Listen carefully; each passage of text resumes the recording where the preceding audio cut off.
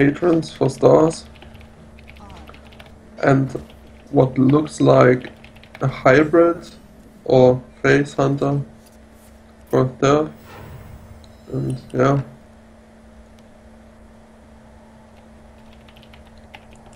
Yeah, Hover is the perfect answer against the turn 2 armor smith here. But there is potentially the whirlwind coming as an answer. So I think like I'm almost not surprised seeing Hunter is the first class from Gcttirth, because both Shaman and Priest are kind of reactive class. I think like they're, you know, you use them to counter stuff, right? So I think it's good to lead in with the Hunter just to see what stuff Staz is playing, I guess, and then you can, you know, once you have more information, I'll lead in with the Shaman and Priest, because they're not really decks that beat everything in my eyes. Both of them, at least from my experience, feel super weak against patrons. Yeah, that's a problem though.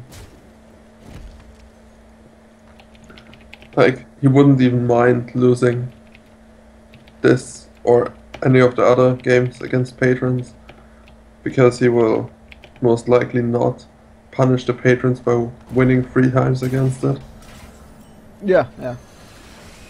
But then again, like, what about Warlock and Hunter? I feel like, especially Priest is super good against Hunter, like all of its builds, even the mid-range one that's, you know, a bit more sticky with, you know, the double Haunted Creeper and the double Savannah, you can still compete against it, you know. Obviously, you know, Savannah is still a problem, because I mean, we had a recent talk with Toide in our show. Like, he says that you basically need to have, you know, dead Shadow Warrior dead plus some board clear follow-up, so this still remains a problem. But everything else that the Hunter brings, the Priest can actually do very well against it. Yeah, and also against the Warlock, it can be good depending on the build of the Priest. Like if he gets a early organized circle, or like the Deathlord pressure or something, if it's a aggressive Warlock. Yeah, if it's Zoo. But against the Handlock, Priest kinda struggles to deal with all those threats. I mean, I've seen it, like I've seen anti-Handlock builds from Priest which run double Dark Bomb actually. But they're not really that common, because they lose to a lot of other stuff, because, you know, light bombs, you know, are dead cards against a lot of other decks, like especially the most aggressive one. But we see here Gcttirth getting the absolute worst minion from the Shredder. Still though, like, I don't know. I feel like that was a slight misplay. He should have... if he goes for killing the Warzone Commander with his weapon anyways, he should have played the Jugglers after to not overkill it potentially. Yep. But yeah, not that bad of a position for the Warrior here still. No, not at all. With getting the Fiery Wargs off. Yeah, the only bad thing is that he wastes his Warzone Commander, but you don't actually need it. The problem is, like, you have to find your damage dealers and, you know, combos before you die to the Hunter. Yeah, that's exactly the point here. The Hunter pressure is so big that he almost can't deal with it. What I don't like about, you know, about this matchup as Warrior is, as Patron Warrior, because even if you populate the board, if you cannot really charge and kill him immediately, you give him a big Unleash the Hounds you know, opportunity. So like 5 or 6 doggies charging your face, that's not small damage, especially when you have taken already so much. So even though, like, Hunter will never clear your board, he can just, you know, bypass it, kill you right away. Yeah. There are doggies coming. He's playing perfectly on curve, actually. I think you just dropped the Haunted Creeper as well. Yes, that's right. In general, you would be afraid with those Haunted Creepers and having the dogs out here, but the Patron Warrior just didn't have the correct answers he needs in this matchup. So, like, the early Patron can be really good against this, and yeah, he's just fallen behind early, and there's no easy way for him to catch up again. He's good, like, he was considering for a bit like what he wants to do with the Shredder, but his line of play so far suggests that he just wants to kill, so trading is not really I mean, it's an option, but it's not an option you want to take, I think. I think trade doesn't really do any difference because the Gnomish Inventor isn't really pressuring Yeah. your board. One of them gets frozen anyways. So just pushing the damage in can be much more helpful. Oh, I hope he doesn't attack with this one. Yeah, he goes for the draw first, like activating his Battle Rage for another Yeah. draw here. It's the thing, but the other thing is there's nothing which can... There's no draws which can get him back into this game.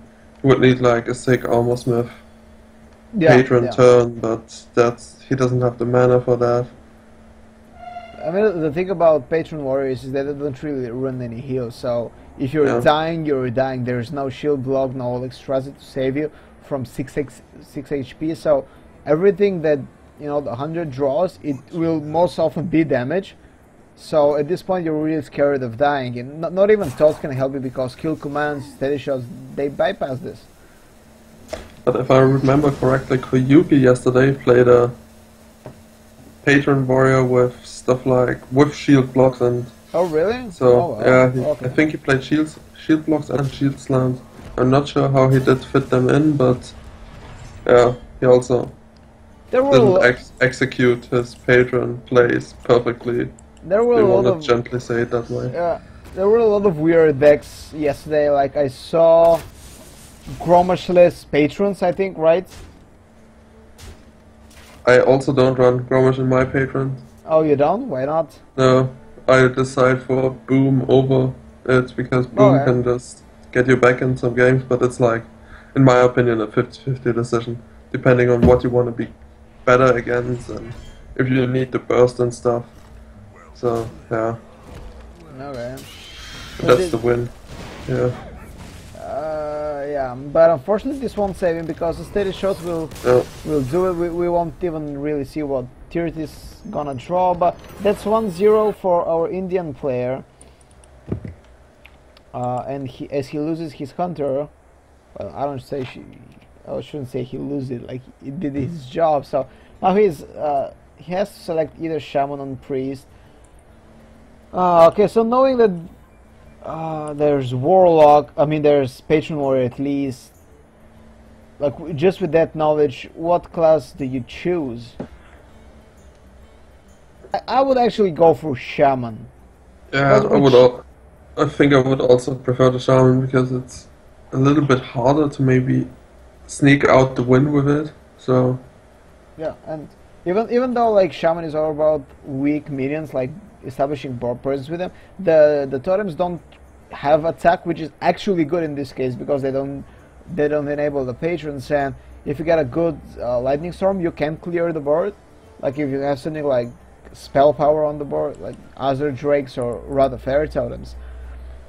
But Shaman still loses really hard to Patron Warriors because stuff like Feral Spirits and all similar stuff is just so good for the patrons. Like you need a spell damage lightning storm is the only way you can deal with patrons as well. Like, and yeah, Shaman into Patron is in general a bad matchup unless you can like overrun them. But let's see what Gcttirth chooses and what Staz will choose. Quite a lot of loading time. Are you already in the game? Yeah, it's with the Priest pick against Staz's Hunter. So I think my observer mode just bugged and it's loading forever.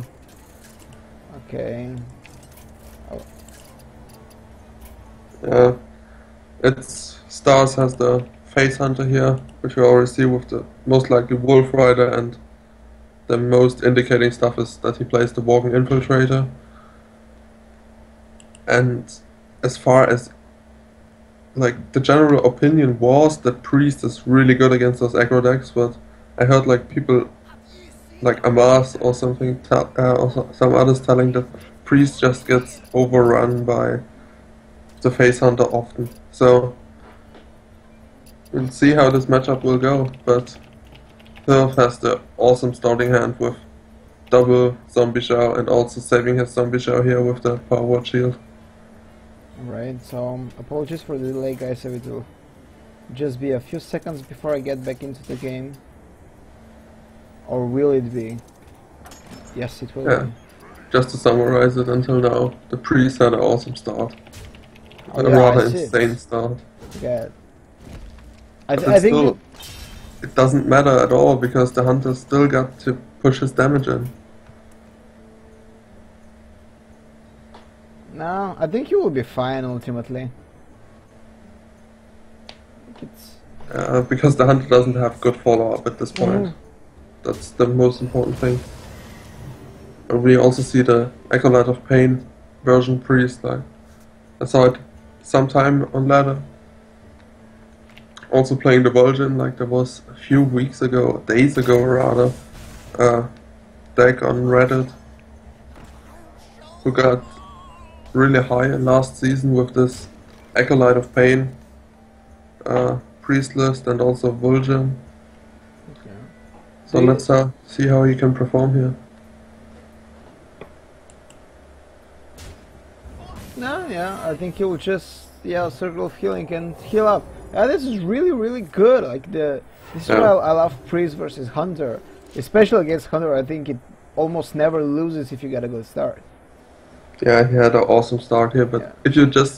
if you get a good start, you can't lose this matchup. But with a mediocre or bad starting hand, it's such a pain to play this matchup from Tirth the Priest actually, side.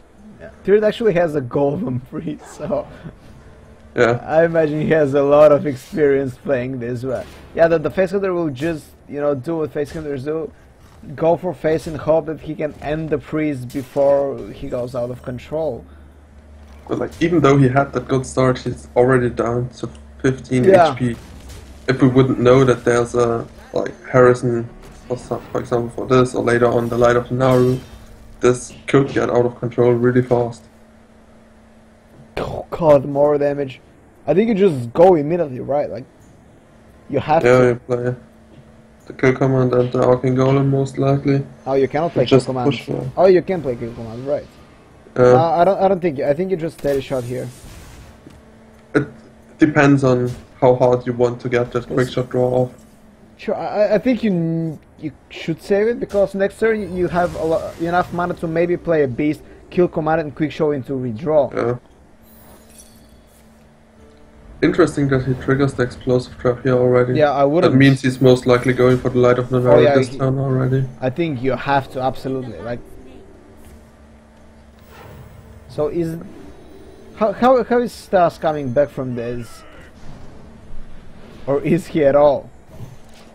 Oh man, He's this coming back from this with bursting. Like he needs just another good charge card, and he can get ahead already, and he might not die this turn and just sneak out the win next turn. Let's see how much damage. So he has 5 from bow plus hero power, and then he just again he can still keep. Okay, he decides to quick shot him. Yeah, he decides to take the slower approach then and win maybe in the next 2 or 3 turns. Like, if he draws a piece, that's game. Yeah. And like the priest here has to heal every turn, but that's why people say that priest should in theory be good against the hunter because it can heal. Yeah. But the thing is, it only equalizes the hero power of the hunter, which is nothing. Okay, so he'll go for Vol'jin. Like he needs to. He wants to set up a board that can win him the game next turn. He knows that like he's dead whatever he does. Oh, that's not lethal. The thing is, he's also. I don't like playing the Pyromancer as well here because it gives your opponent the chance to kill you with Unleash. Like a basic Unleash is lethal now. Yeah, but if he doesn't play it, he doesn't have lethal. Or oh yeah, he has could it with Okina, hero yeah. power, yeah. That's right, that's right. A slight misplay here, I guess then.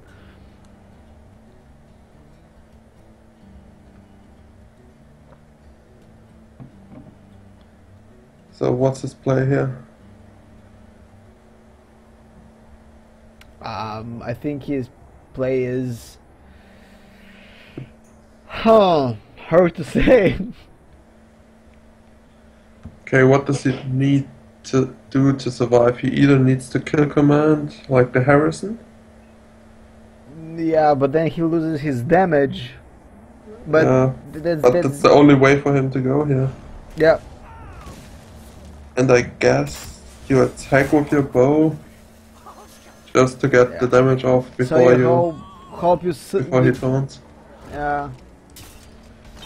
So I guess you hope to draw like quick shot into kill commands. That's the only thing that saves you, right? Yeah. And did. I guess do you take this?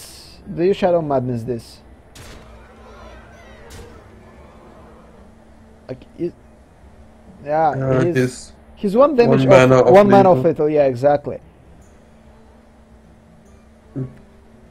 I don't think that taking it achieves anything. And like for the explosive trap, in some matchups the hunter can bring you down to 2 HP, and then he has the explosive trap, so the player kills himself when he tries to lethal him, but that doesn't work against the priest who can hero power. I'm not sure what the Shrinkmeister here achieves for him, but I guess it's the only play he can go for. And that's a blank draw for him. This needed to come earlier. But he can silence the Vol'jin and still survive, in his perspective. But we know that the Orkanai hero power is in his hand there. So this will be wow to 2-0 for Gcttirth. After bringing a bit of an unusual lineup, so the Hunter and the Patron Warrior of Staz drawing blanks. Yeah, but as this matchup wasn't as favored for the priest as many people would consider it. And we saw in the end it was really close. It came down to one bad top deck or one turn.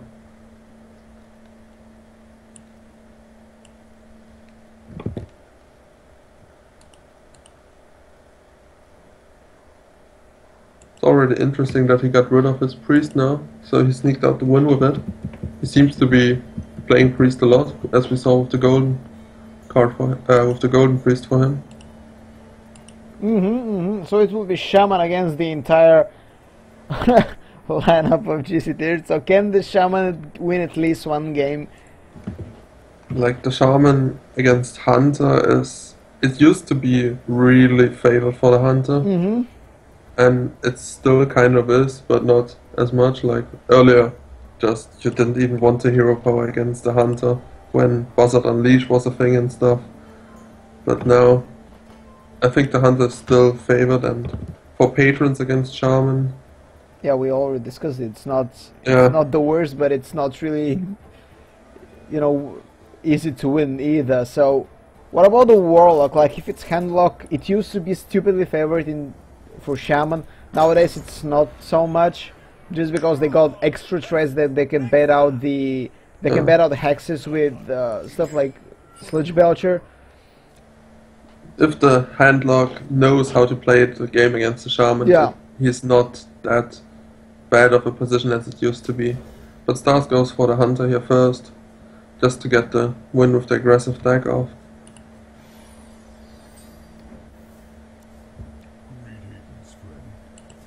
Okay. Abusive Sergeant is not the one drop you want, but it's at least one you take. It's better than something, but there's Feral Spirit already, and this is card that just makes it for Shaman against Hunter. Sucks up so much damage, and even though you might be giving him a big unleash, you kind of have to go for it. Yeah. We also see it's a mid-range or slower control Shaman list. Yeah, and he also has the Golden Shaman. This guy does play a lot, and a lot of and it's not the usual stuff we see in Golden, like the Druids or Did he have a Golden Hunter as well? Did he have a Golden Hunter in the first game? Do you remember? I don't remember it. Maybe. Every class Golden. Okay. So did this Unbound Elemental will die, I think.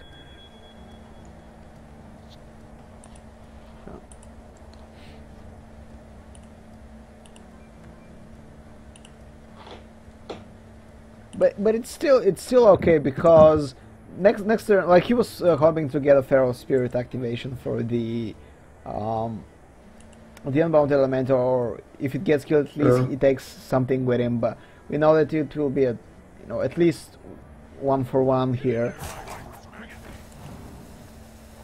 And immediately the Haunted Creeper, but the Feral Spirit looks so much for Shaman against Hunter that it's, I think, the card that makes the matchup slightly easier for the Shaman nowadays, at least when Face Hunter is that popular. Yeah, lots of damage coming in, and oh god, so the Shaman is down to 16 already, so he has to start doing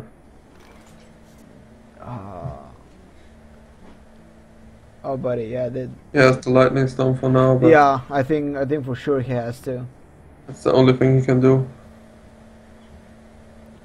Well, it's at least he doesn't overload too much, like he'll still be able to play. If he goes for that play, he will most likely kill off the buffed Abusive. Yeah, as he does.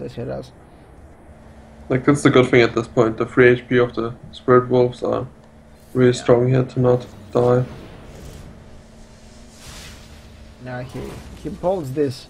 Like, I like the bolting here, but he's getting superiorly overloaded on turn 5, so he'll only be able to play a totem. At this point, I think this is why he modded. This was a mistake. Like, he maybe thought that he'll have 3 mana for Lightning Storm or something like this, but if that was the case, slight miscalculation here. But he still has a lot of board to clear whatever threats there are.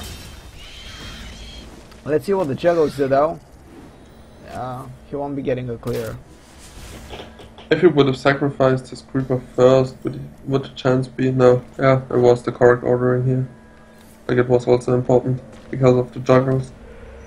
Okay. Could have ended up like killing the Feral Spirit.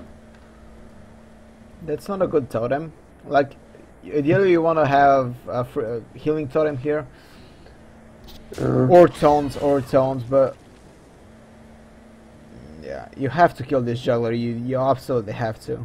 Like, if there's an Unleash coming, you're dead. Are you dead already? No. 6, 7, 10 damage from the hands. And actually, he might consider just doing it. I mean, at least dropping the Arcane Golem here. Yeah, there's no bad thing in ramping up the Shaman at this point. And the earlier you get him low, the Shaman is known for having no real healing, and you can just hero power him down slowly. And this will be game, actually, just like this. Yeah. I think he made a mistake of, bolting this. Like, he should have played Lightning Storm. Like, because right now you still die because, I mean, you're at 1 health after the Hunter, steady shots, so you cannot really come back from this. Yeah, Hex? Nope. Like, I think that turn where he Feral Spirit and Lightning Bolt was the deciding factor for this game. Definitely.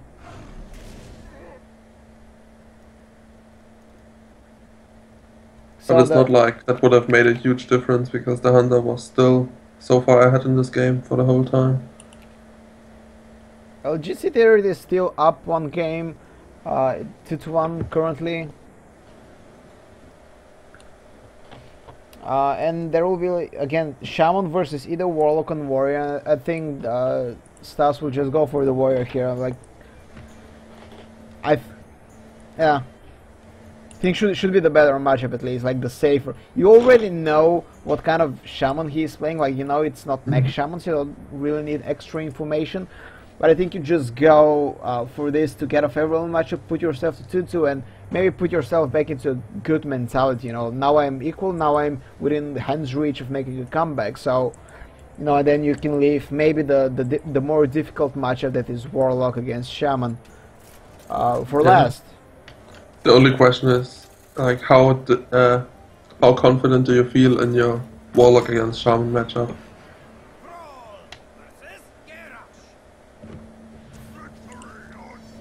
So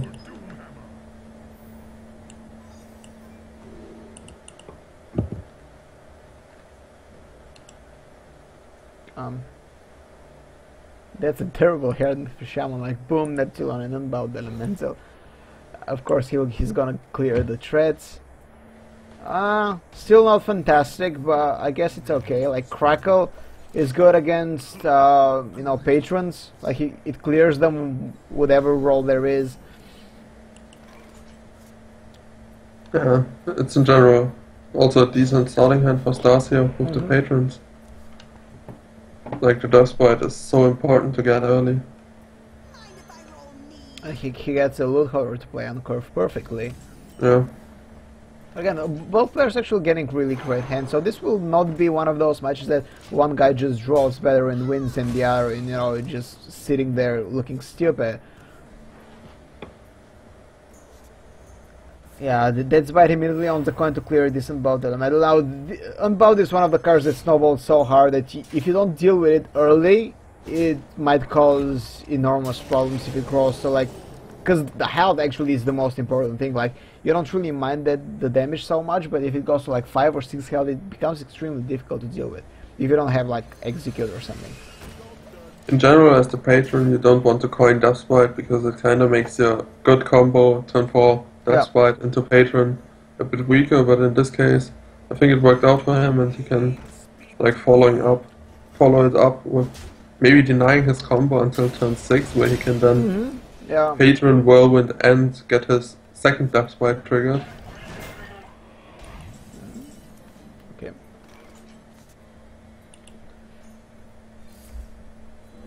So he will go for Totemic Colon. Okay, he will drop the big M Hunter, and this makes sense, even though that there's a Dr. Boom and, you know, Gromash, like Gromash is not gonna stick to the board, he will just kill you, and Dr. Boom is, you know, 2 turns away, so the more important thing is actually establishing pressure and board control, because you have 2 Crackles, right? This is actually a big deal, and you have Ragnarok, so you have 7 damage on the board already, and with the Crackle, you know, there's a potential to roll as high as 12, so this is already 19 damage possibly in hand.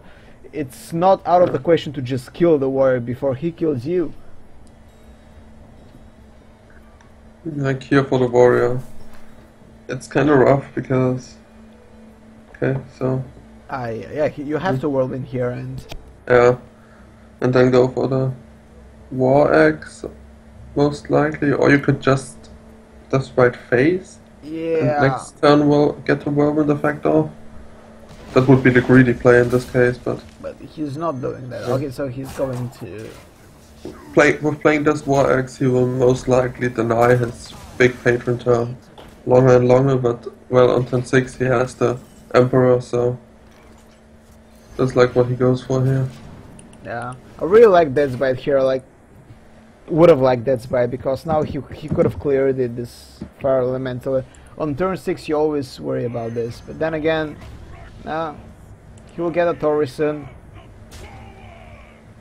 Kind of works out for him. Yeah. He can die now. Like if it rolls double 6 or 6 and 5, the war will be dead. He can also get a spell damage totem, which might be the first thing he goes for. Yeah, and then he can risk it, or just kill off the Emperor with a Crackle. Okay, that's not a spell power total. Wow, if it was a spell power total, it would be so great. The question is if you want to really greed out it here, or just trade for the Emperor and play the Shredder. I think you go face, like you have double Crackle, like this would be leading my play style all the time, because you know that you have a lot of damage potentially. But then again, Crackles can be treacherous, like if they roll low, it's not really that great, so... I really do not like the trade into the armor slip. That was weird. It enables Execute, it makes the patron turn better. Like he can patron was on commander here now, get a lot of patrons. I don't like this at all. Some patrons.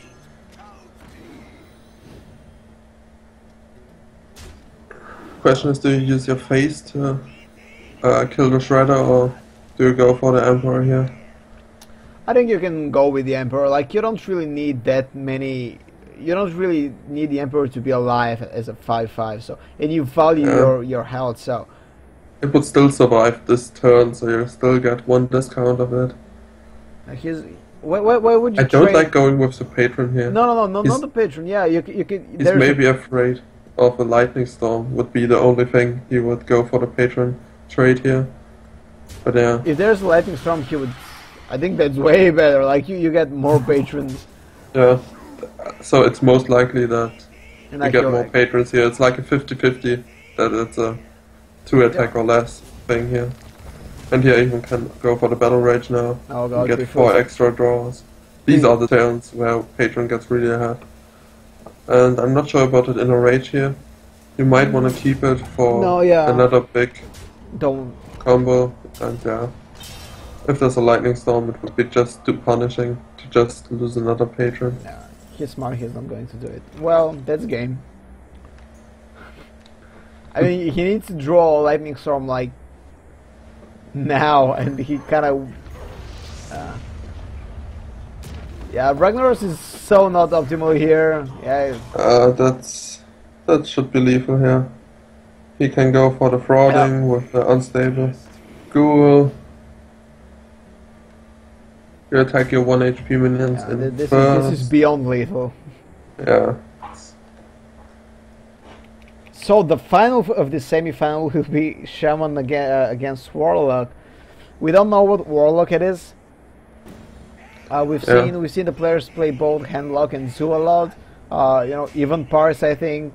We haven't really seen Maligos Warlocks or weird stuff like this. We've seen all variations of Zoo, from Demon Zoo to you know, Sea Giant Zoo.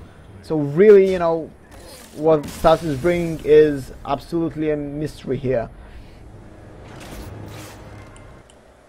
So, as we already said, like the priest and the shaman can be the ones who get punished by a good lineup because they can't get a win off. And like that's kind of what's happening at the moment here, with the shaman maybe getting 3 out. Yeah, I mean, it's very possible. I mean, shaman I think currently has the lowest win rate out of all classes. Let me check quickly. Yeah, shaman is at 42% win rate since the release of Blackrock Mountain. So, and then priest is the second worst with 43%. Not really the greatest classes. But yeah, cool. So it will be Zoo. As a shaman, do you enjoy seeing Zoo instead of Handlock? Because there's you know, it's the Zoo I feel is very easily lightning stormable unless they're haunted creepers and eggs. Yeah, I think he would have. We don't know his full shaman list. If he does have 2 hexes, 2 earthshocks, he would maybe prefer, and also the burst with like rock riders and maybe a doomhammer. Then he would definitely prefer the handlock matchup. But I think the zoo is not what he wants, especially with that hand. Like Reg does nothing. He won't hex the early minions. Yep. Fortunately, you know, the spell power totem is what he needed here. And perfect earth shock, more totems coming. Has so much answers, like to everything. Like he can kill eggs immediately. Yeah, and what we see from Staz here is an interesting list. It looks like a really slow demon log, rather not Zooish, because he also has the Shadow Flame in there. Yeah. And Void Callers in most cases like show that it's a slower warlock. It's maybe it's combo lock, but yeah, combo locks don't really run void color, do they? Not really, and also like the juggler and oh yeah, right, the juggler as well. So I don't think that you should hex it here. I don't really like you could not a good play, but it's okay for him to do here, I think. I still would disagree. I think like Crackle would have been better, but I guess Crackle overloads you, right, for one. Yeah, so Yeah. on the next turn you cannot really play your 5 mana stuff. Not that you have a lot of stuff. I guess at least Harrison Jones. Like seeing the hex. I think implosion is correct here. Only hits for Only a 2. 2. Because you want to wait for your Void Caller, for your big minions. Yeah, yeah. So if you want to silence the Taunt Totem here, you could go for Direwolf and then kill off the Harrison, but that's kind of a waste for the silence, but you could also just go for Power Overwhelming and the Direwolf to clear the board. Yeah, I think this is his play. Like, you have to remove this Harrison Jones. Yeah, you can also fit in a tap with that play. Mm-hmm. Exactly. I think this is what he'll do. But does he go for the PO with it? Yeah, definitely. With this line of play, like it communicated that he will just go for this. I maybe would have liked to PO one of the imps, keep the taunt, but yeah. Okay, now he can start doing some overload magic. Crackle, Yeah. you know, the Direwolf, bring the Unbound to 3/5. And again, as we said, you know, during the last game, as the Unbound cross, it becomes extremely difficult to deal with because 5 health, you know, the PO is already gone. But he has to just coin Dr. Boom here. Yep. And there's no good answer for it yet. So And he you know, trades like, one of the imps away. Oh man, like he would have liked to have an extra mana. But I think you can just Earth Shock one of the boom bots and go for face, or like clear the other. I feel like maybe Earthshocking the Boombot is kind of a waste here. I think you'll Yeah, I doubt he's going for it. Okay. Or maybe set up another play, but he kind of has to feel like his Unbound is not surviving this turn. This will be Cradle. Can he get a full board clear? I mean, he will. Like, it remains to be seen. Can he do it with just boombots? But he values actually face more. He doesn't want to risk like not hitting for 4, I guess.